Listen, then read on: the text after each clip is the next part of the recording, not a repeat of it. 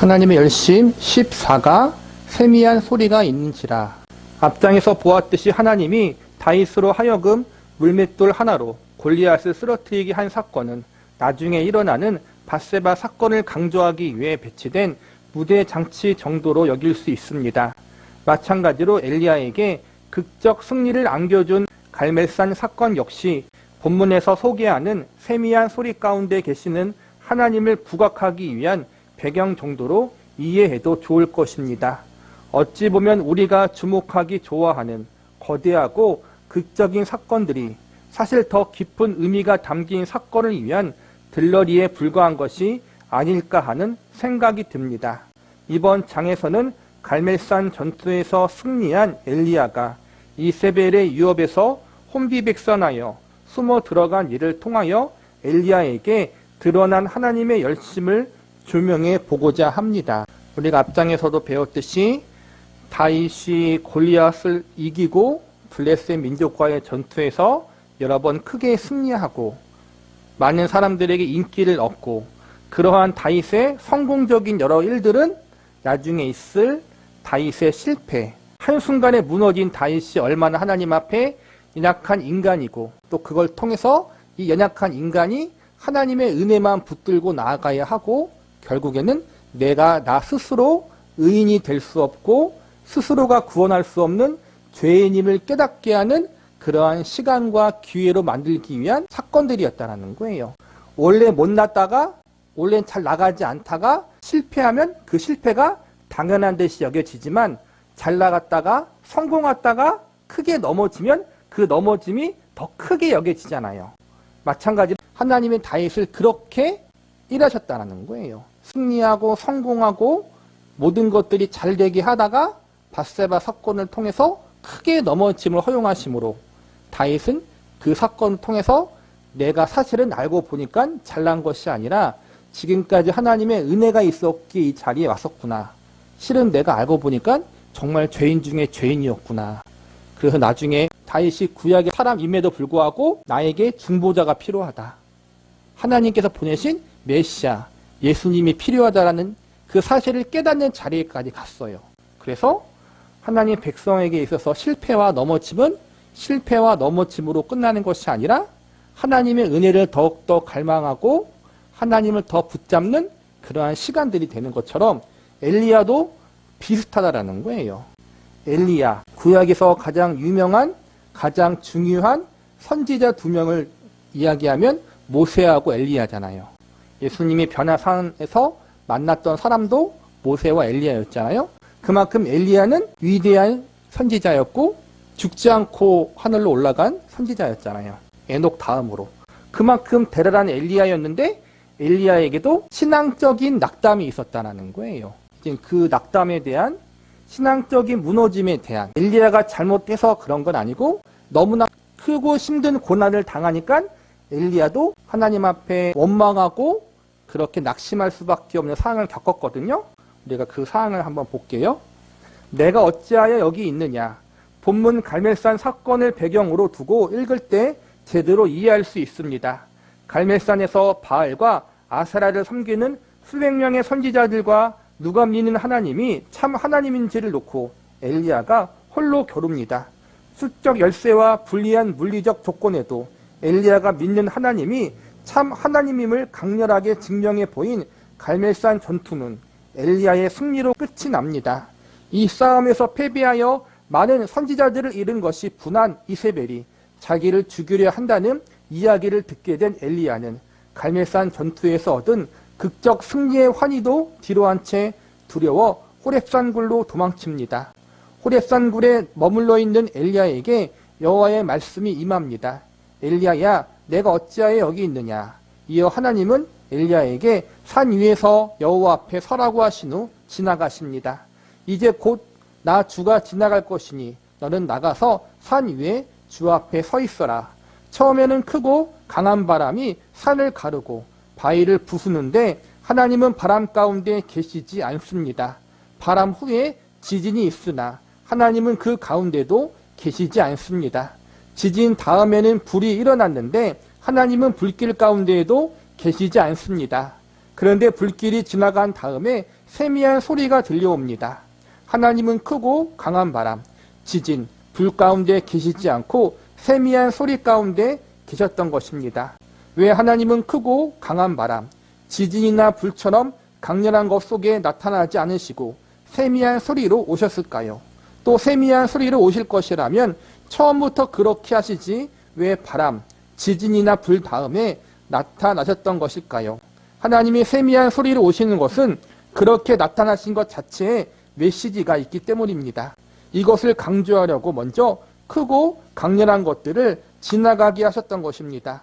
그렇게 해야 세미한 소리가 지닌 메시지가 엘리야에게 더 와 닿을 것이기 때문입니다. 엘리야야, 너는 내가 무엇과 같기를 바라느냐? 산을 가르고 바위를 부숴주는 강한 바람이었으면 좋겠느냐? 그렇지 않으면 모든 것을 흔들어 무너뜨리는 지진이었으면 좋겠느냐? 그것도 아니면 모든 걸 삼켜 태워버리는 불이었으면 좋겠느냐? 아니다. 나는 세미한 소리 가운데 거하는 이니라. 세미한 소리로 나타나신 하나님을 이해하지 못한 엘리야는 내가 어찌하여 여기 있느냐라고 거듭 물으시는 하나님에게 항의에 가까운 대답을 합니다. 하나님, 이제 저는 더 이상 못 버티겠습니다. 지금 이세벨이 저를 죽이겠다고 길길이 날뛰는데 왜 하나님은 모른 척하고 계십니까? 이제 와서 이렇게 하실 것이라면 저번에 갈멜산에서는 왜 나타나셔서 역사하셨습니까?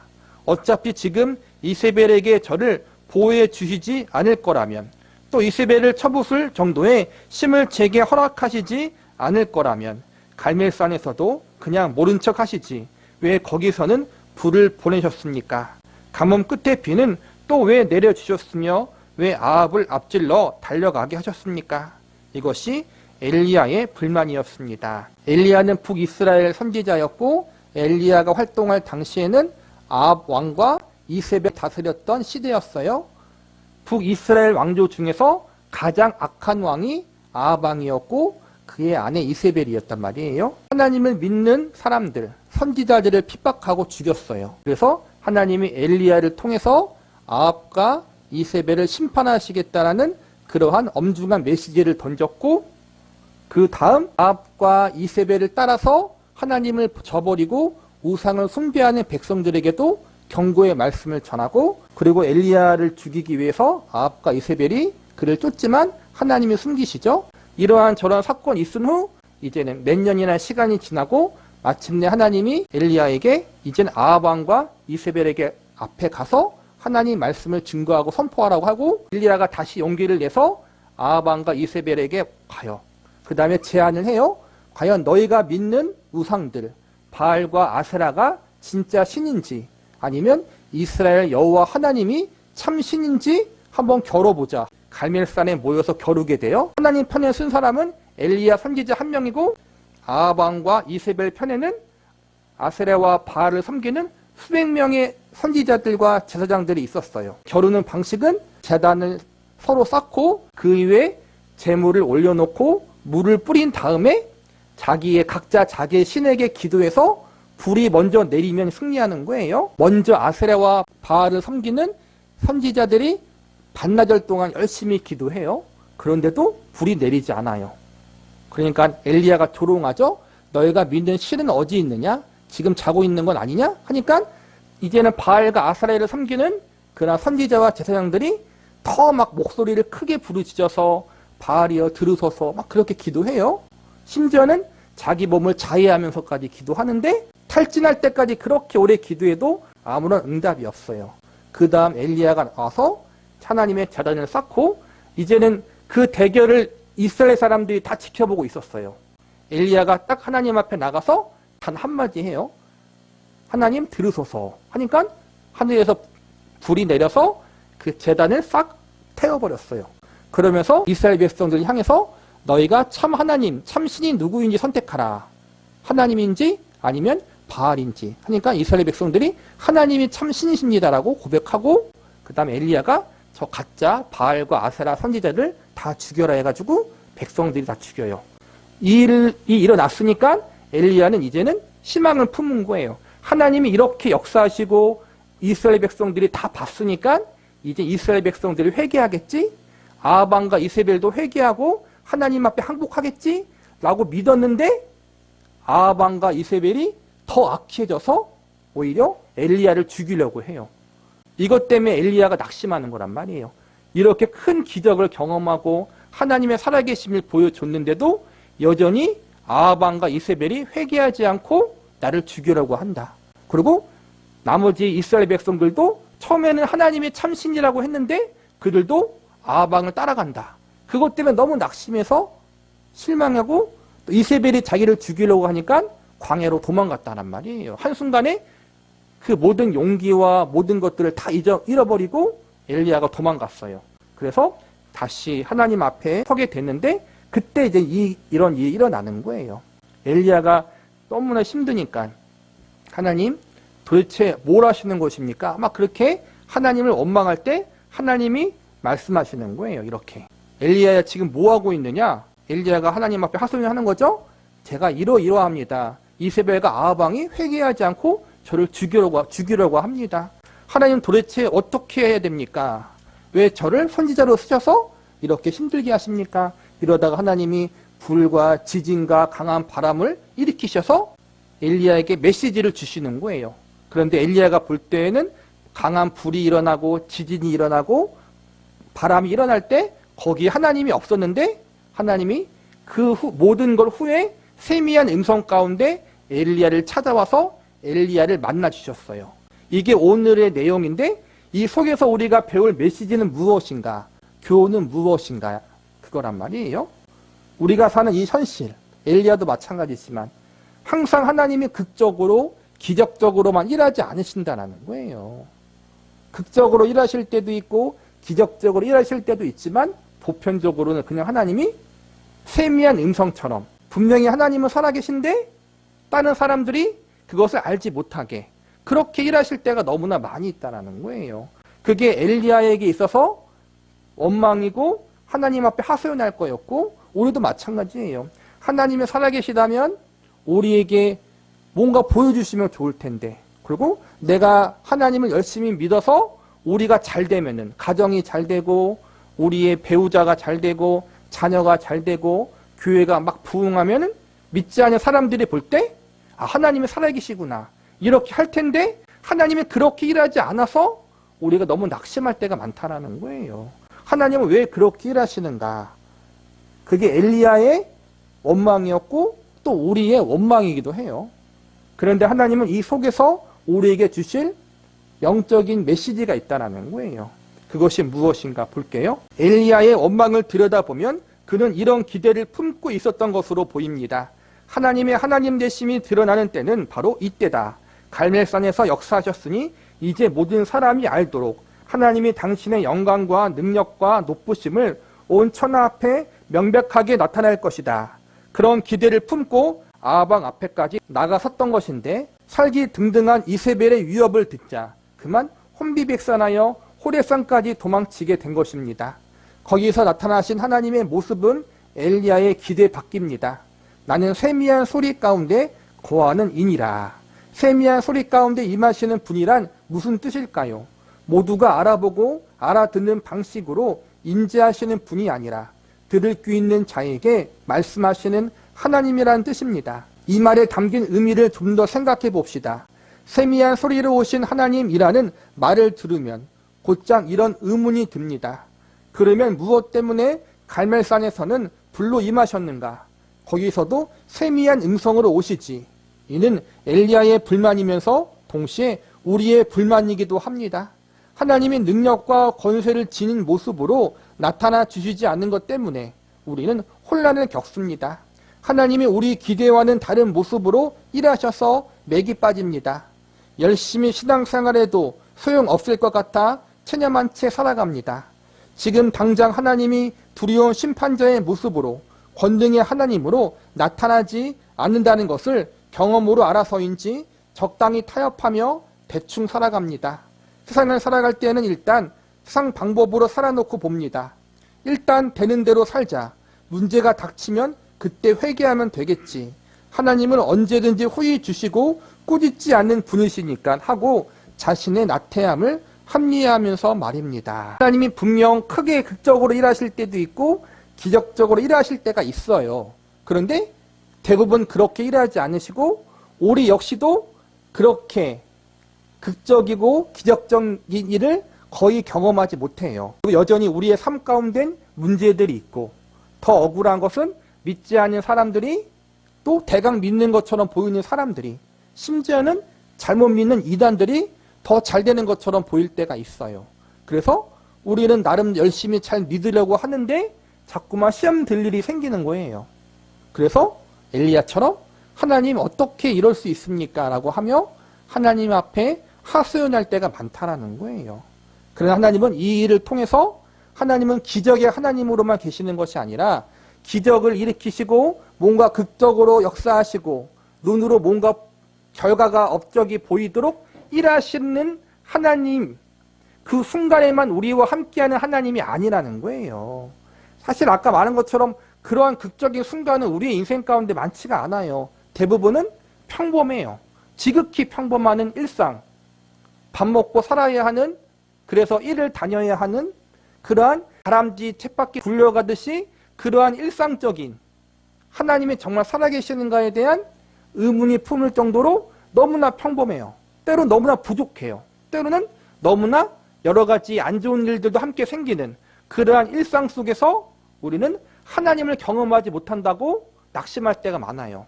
그런데 오늘 말씀을 통해서 세미한 음성 가운데 오시는 하나님을 통해서 그 지극히 평범한, 너무나 부족하게 보이는 내 삶 가운데에도 하나님이 여전히 함께 하신다는 사실을 우리에게 알려주고 있다는 거예요.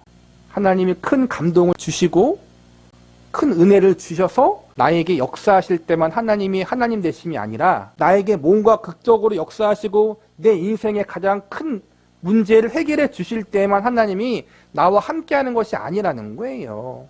일이 잘 풀리지도 않고 때로는 크게 문제가 생겨서 어려움을 당하고 정말 하나님의 인재하심, 살아계심을 느끼지 못할 것 같은 그러한 삶 속에 있을 때, 그때조차도 하나님은 나와 함께하고 있고 그 순간에도 하나님은 내 삶을 붙들고 있다는 거예요. 근데 우리는 자꾸 뭔가 극적인 게 없다면, 극적인 체험이 없다면, 마음의 감동이 없다면 하나님이 나와 함께하지 않는 것 같아. 하나님이 역사하지 않는 것 같아. 그게 아니라는 거예요. 우리는 그러한 극적인 신앙에서 벗어나서 인생의 대부분인 그 평범한 삶 가운데, 인생의 대부분인 인생의 문제로 허덕이고 고민하는, 밤잠 이루지 못하는 그 인생의 대부분 삶 가운데, 그럼에도 불구하고 그 속에 하나님이 나와 함께 하시고 나와 내 인생을 이끌고 있다는 사실을 반드시 알아야 된다는 거예요. 이게 세미한 음성 가운데 있는 하나님이 우리에게 주시는, 이 엘리야 사건을 통해서 우리에게 주시는 메시지라는 거예요. 보아도 보지 못하며 들어도 듣지 못하며, 이처럼 우리가 헛된 기대를 품고 사는 문제를 신약에서는 어떻게 풀어가고 있는지 살펴봅시다. 먼저 마태복음 4장입니다. 예수께서 온 갈릴리에 두루 다니사 그들의 회당에서 가르치시며 천국 복음을 전파하시며 백성 중에 모든 병과 모든 약한 것을 고치시니 그의 소문이 온 수리아에 퍼진지라. 사람이 모든 앓는 자와 곧 각종 병에 걸려 고통당하는 자, 귀신 들린 자, 간질하는 자, 중풍병자들을 데려오니 그들을 고치시더라. 갈릴리와 데가볼리와 예루살렘과 유다와 요단강 건너편에 수많은 무리가 따르니라. 예수님은 복음을 전하실 때 병을 고치는 일이나 귀신을 쫓아내는 일을 함께 하셨습니다. 이런 모습을 보며 사람들은 예수님이 우리의 질고를 지고 우리의 슬픔을 담당하셨기 때문에 예수님을 믿으면 구원을 얻음과 동시에 모든 질병과 슬픔과 약함에서 해방될 것이라고 생각합니다. 이게 우리가 알고 있는 기복신앙이고 신비주의 신앙이에요. 예수님이 복음서에서 이렇게 역사하셨고 분명히 이렇게 일하셨기 때문에 또 성경에는 예수님이 우리의 모든 질고와 우리의 병듦과 약함을 십자가에서 대신 짊어지시고 고초당하셨으니까 우리에겐 그런 것들이 이젠 없어진다. 근데 여러분 아니잖아요. 그렇죠? 왜 그럴까 볼게요. 물론 옳은 생각입니다. 그렇게 되는 날이 올 것입니다. 그러나 지금은 아닙니다. 여기에 신비가 있습니다. 요한계시록에 이런 말씀이 있습니다. 모든 눈물을 그 눈에서 닦아주시니 다시는 사망이 없고 애통하는 것이나 곡하는 것이나 아픈 것이 다시 있지 아니하리니 처음 것들이 다 지나갔습니다. 그러면 그 전까지는 어떤 상태라는 말입니까? 사망이 있고 애통하는 것이 있고 곡하는 것이 있고 아픈 것이 있다는 것입니다. 이것이 우리의 현재이며 현실입니다. 그러니까 우리가 죽어서 하나님 앞에 가든지 아니면 예수님이 다시 재림하시든지 우리가 하나님 앞에 설 때 그때 이제는 모든 사망과 애통하는 게 없어지는 것이지 그 전까지는 고통당하며 설 수밖에 없다라는 거예요. 이 땅에 살면서. 예수님의 사역은 무엇이냐? 예수님이 이 모든 것들을 주관하시고 나중에 심판하시고 다시 새롭게 하실 유일한 구세주가 되신다는 사실을 우리에게 알려주는 역할로서 이러한 일을 하신 것이지 예수님이 초림하실 때 그 이후부터 지금까지 예수님을 믿으면 모든 것들이 다 해결된다는 것을 알려주기 위한 것이 아니라는 거예요. 예수님만이 해결자다. 이걸 알려주시는 거예요. 그러나 예수님이 다시 오실 그날까지 우리가 이 땅에 살 때까지는 아직까지 눈물도 있고 슬픔도 있다는 거예요. 고통이 있다는 거예요. 예수 믿어도 아프고 예수 믿어도 실패할 수 있고 심지어 예수를 잘 믿어도 죽을 수 있다는 거예요. 사고당할 수 있고 질병으로 죽을 수 있고 그게 우리 현실인데 우리는 어때요? 그게 싫은 거야. 그렇죠? 그게 싫어요.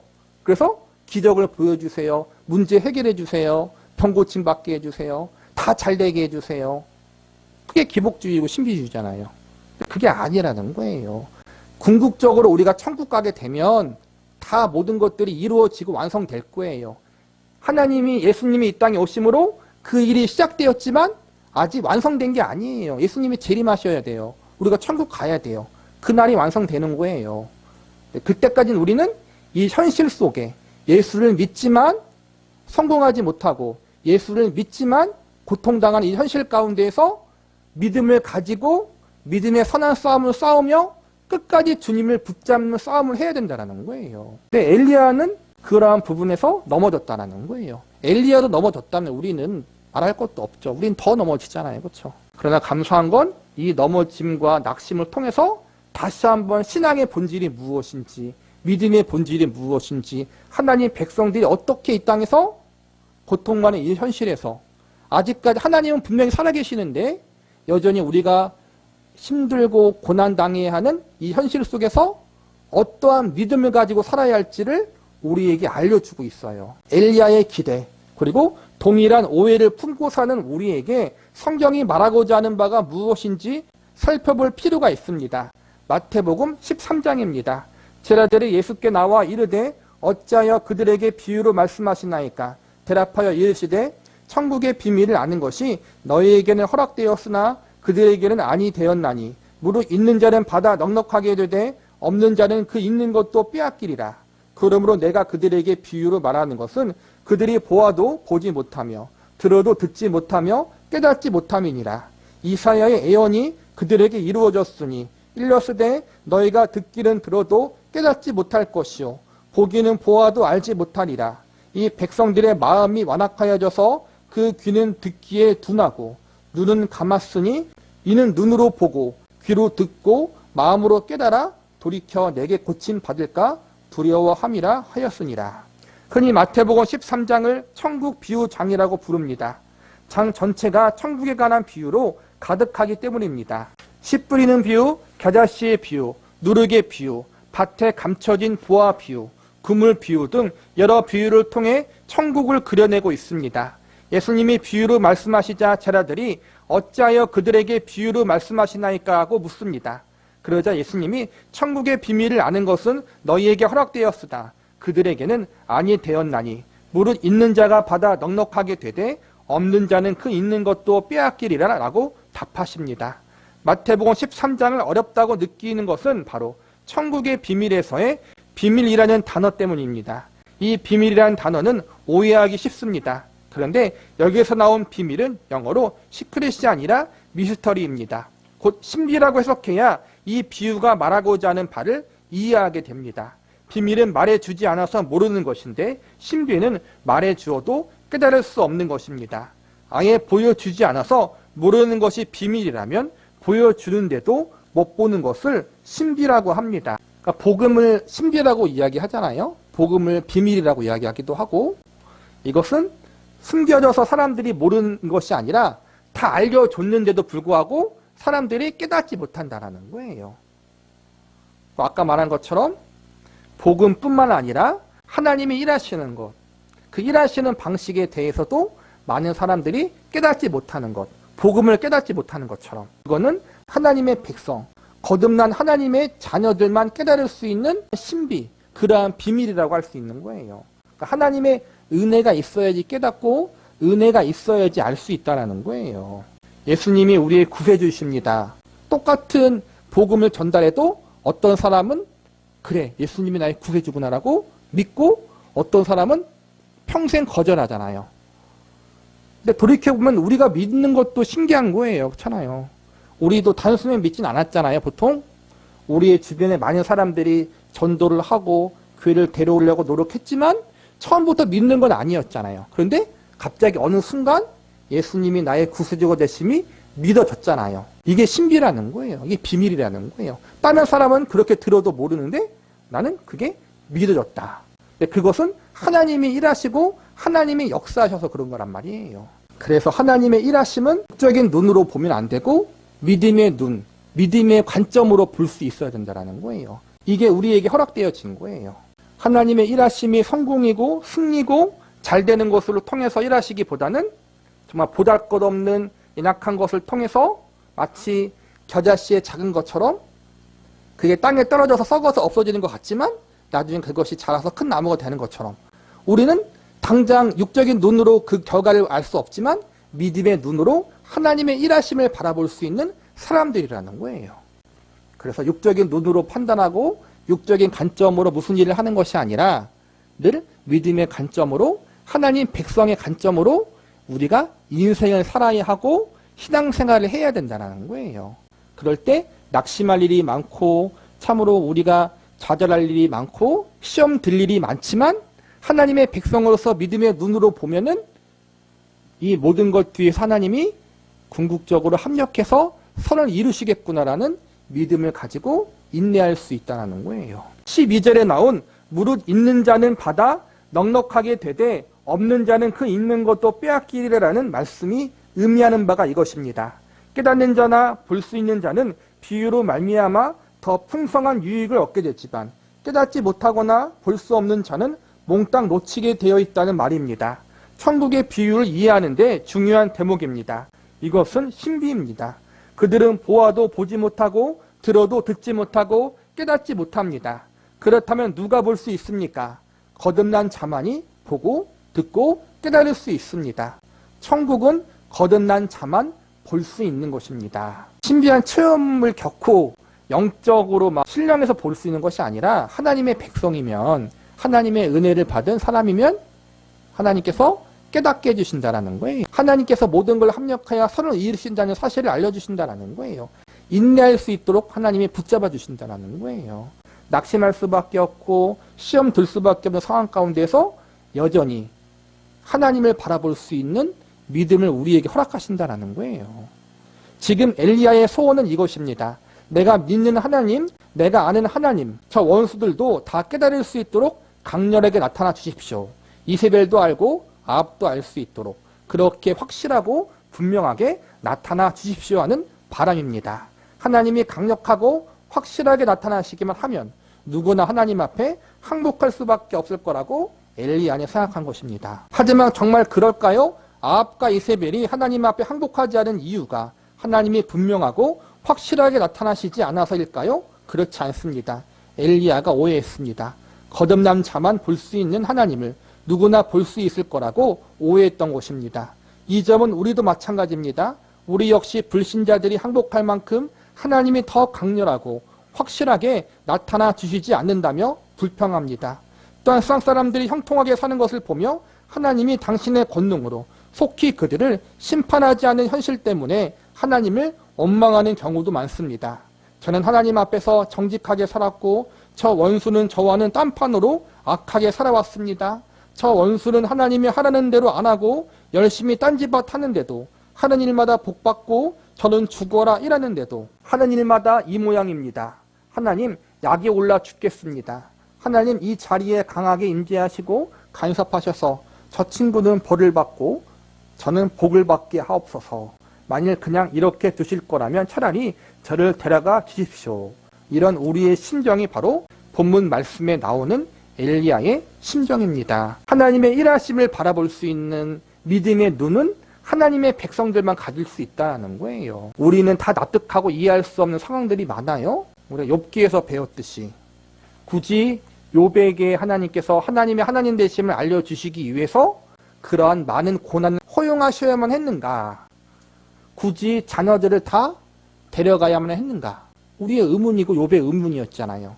하나님은 그거에 대해서 답하지 않으시고 하나님은 하나님 마음대로 일하신다. 우리도 마찬가지예요. 우리가 엘리야도 그랬고 우리도 그랬고 뭔가 극적으로 불이 내리는 것으로 통해서 하나님의 하나님 되심을 알기 원했지만 결국 하나님의 백성이 아닌 자들은 하나님을 믿지 않았어요.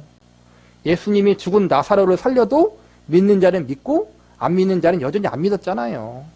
기적을 통해서 하나님께서 일하시는 경우도 있지만 그건 궁극적인 게 아니라는 거예요. 세미한 음성 중에 하나님이 역사하셨던 것처럼 그렇게 눈에 보이지 않도록 하나님이 일하시고 역사하심을 통해서 하나님의 하나님 되심을 하나님 백성들에게 알려주신단 말이에요.